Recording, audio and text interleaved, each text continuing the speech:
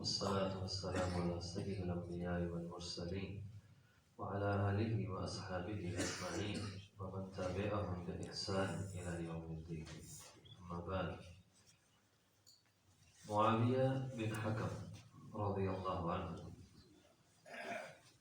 بیان کرتے ہیں کہ میں مدینے میں جب آیا، ابھی میں نے نیا اسلام قبول کیا تھا، رسول کریم صلی اللہ علیہ وسلم کی امامت میں نماز پڑھنے کا مجھے موقع ملا۔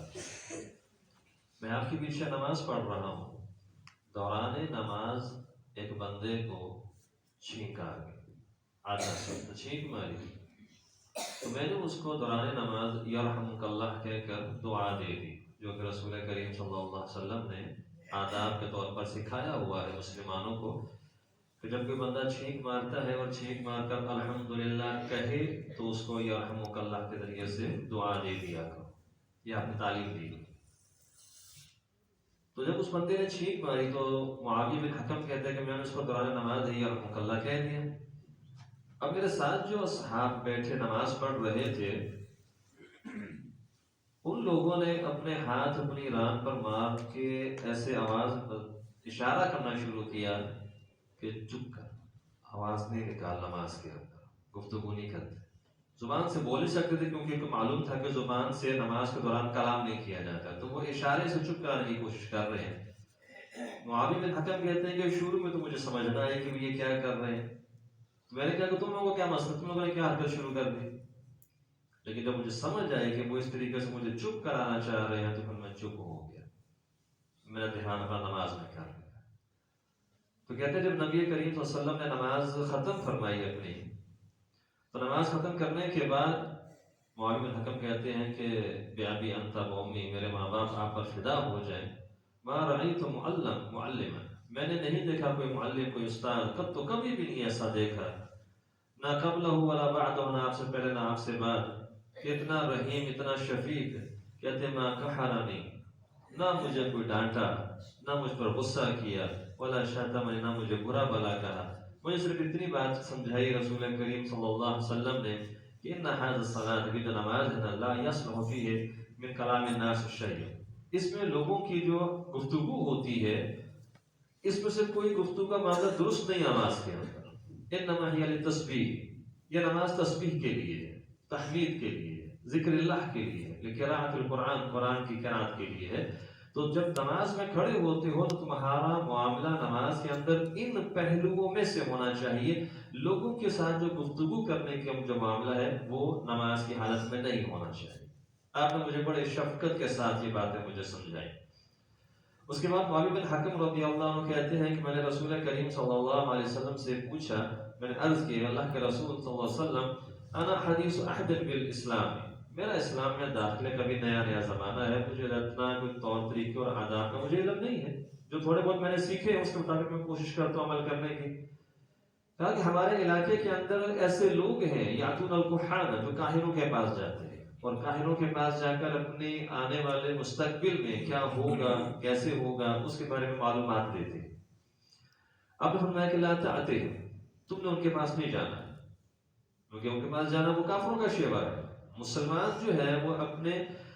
مستقبل کے حوالے سے، اپنے حال، اپنے مستقبل کے حوالے سے اللہ کے فیصلوں پر یقین رکھتا ہے۔ وہ یہ جانتا ہے کہ میرے رب نے میری تقدیر میں جو کچھ میرے ساتھ ہونا ہے وہ اس نے لکھ دیا ہے، اور اس میں رد و بدل نہیں ہو سکتا ہے، اور میرے ساتھ جو ہونا ہے وہ صرف میرا رب جانتا ہے۔ رسول کریم صلی اللہ علیہ وسلم نے ان کاہنوں کے بارے میں دوسری ایک حدیث میں ارشاد فرمایا کہ خالق کائنات جب فرشتوں کو ڈیوٹیاں تقسیم کرتے ہیں کہ جی فلاں کے ساتھ ایسا معاملہ، فلاں کا معاملہ ہوگا، تو عنان کے اوپر، بادلوں کے اوپر فرشتے جو ہیں وہ اس علاقے کے لوگوں کے حوالے سے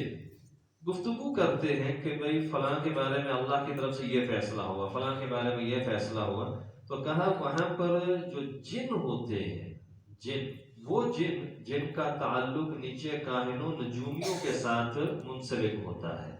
جنہوں کی دو قسمیں اللہ تعالیٰ نے رکھی ہیں، جیسے انسانوں کی دو قسمیں ہیں، ایک مسلمان ہے اور ایک کافر ہے، ویسے وہاں پر بھی ایک مسلم ہے اور ایک کافر ہے۔ اور کئی جنوں کا جو تعلق ہے وہ کاہنوں کے ساتھ، نجومیوں کے ساتھ منسلک ہو جاتا ہے، یا جو کالا علم کرنے والے افراد ہیں ان کے ساتھ منسلک ہو جاتا ہے۔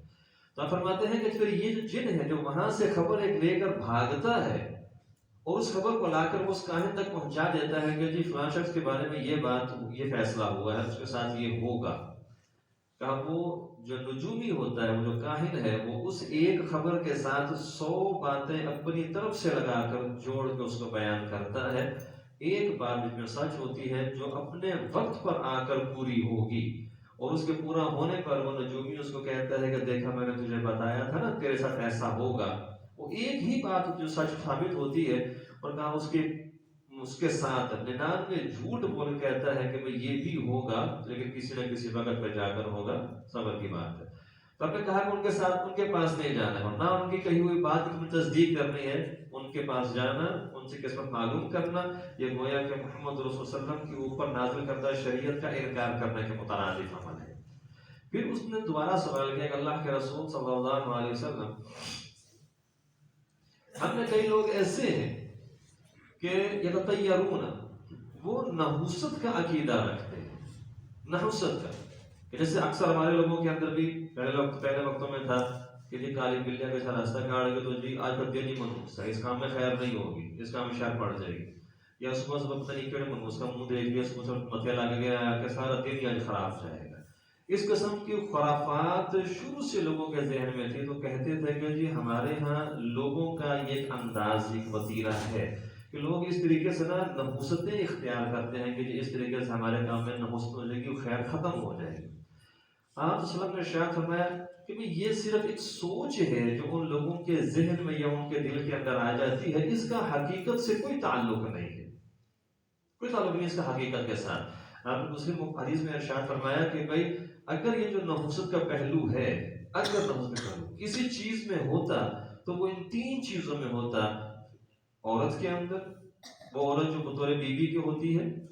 گھر کے اندر اور گھوڑے کے اندر، اور گھوڑے سے مراد سواری ہے،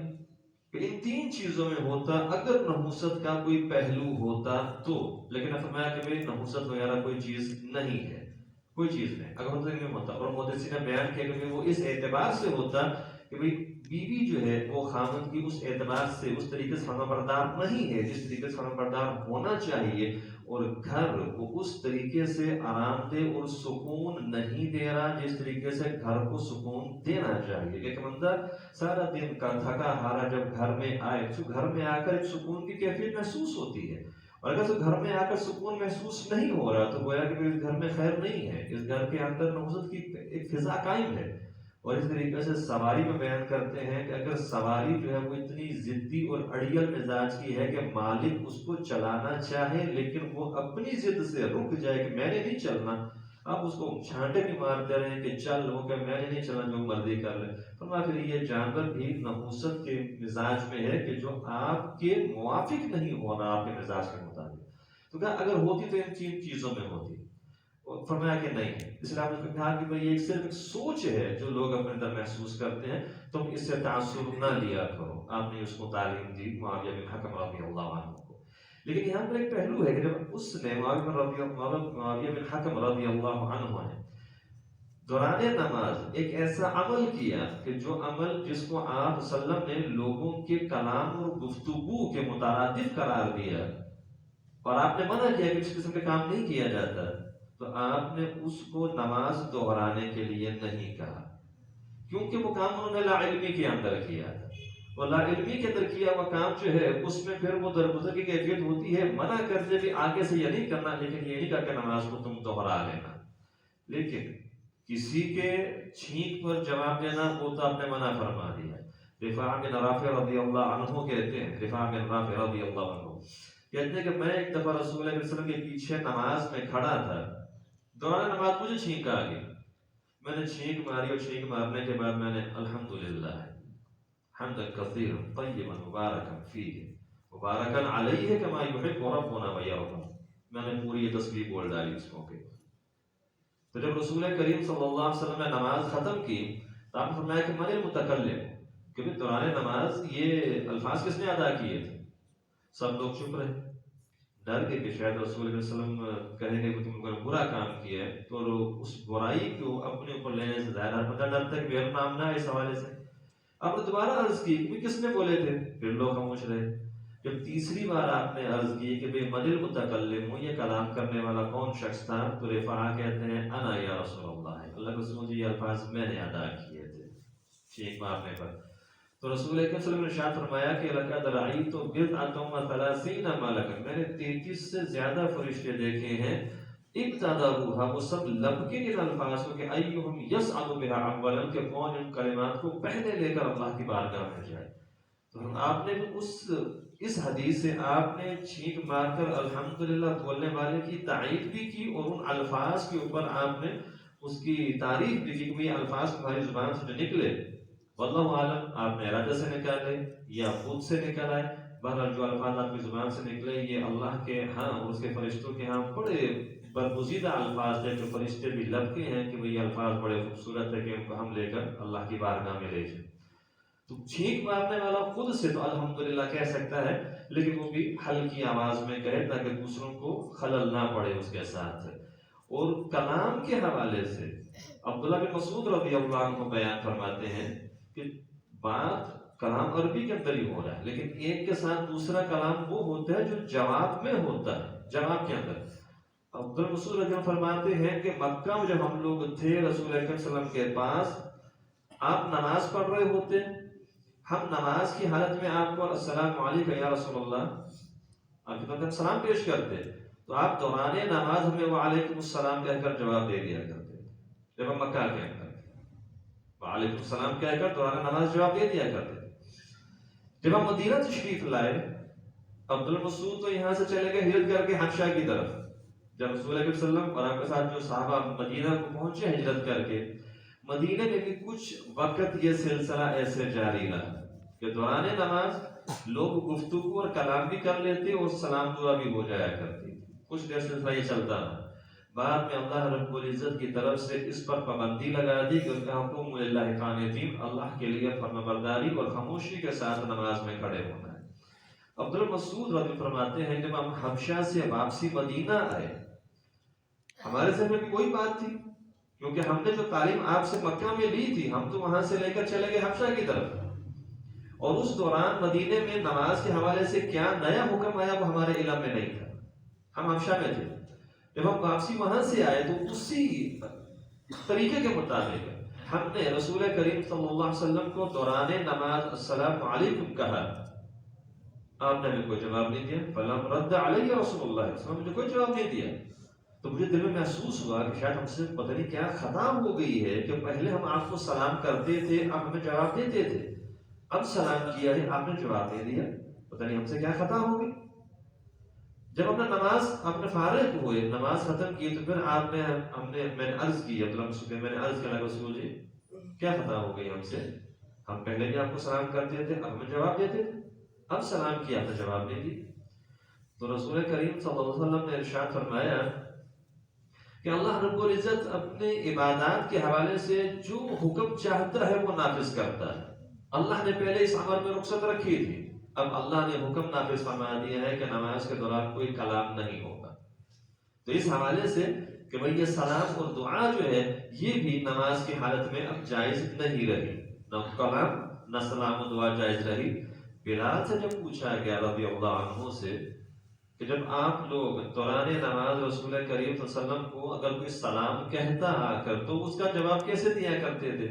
تو بلال رضی اللہ عنہ نے ہاتھ کے اشارے سے بیان کیا کہ رسول کریم صلی اللہ علیہ وسلم نمازی کے دوران اگر کھڑے ہوتے یا بیٹھے ہوتے صرف ہاتھ سے ایسے اشارہ کر دیا کرتے تھے، آپ کا یہ اشارہ اس بات کی گواہی ہوتا تھا کہ ٹھیک ہے کہ آپ کی سلام پہنچ گئی، بس ہاتھ سے ایسے اشارہ کر دیا کرتے تھے۔ ہمارے یہاں کئی دفعہ دیکھا جاتا ہے جب پیچھے سے آنے والا کوئی سلام کرتا ہے، نماز اگر بندے نماز پڑھ رہے پیچھے سے کوئی سلام کرتا تو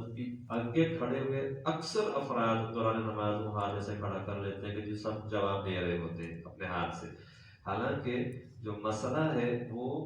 فردن سلام کرنے کے حوالے سے ہے۔ ایک سلام ہوتی ہے عمومی طور پر، ایک بندہ ہے عمومی طور پر سلام کر دی، ان عمومی سلام ہے پیچھے فرشتے بھی ہیں وہ جواب دے لیں گے اس کا، لیکن دوران نماز آپ کو سلام کیا جائے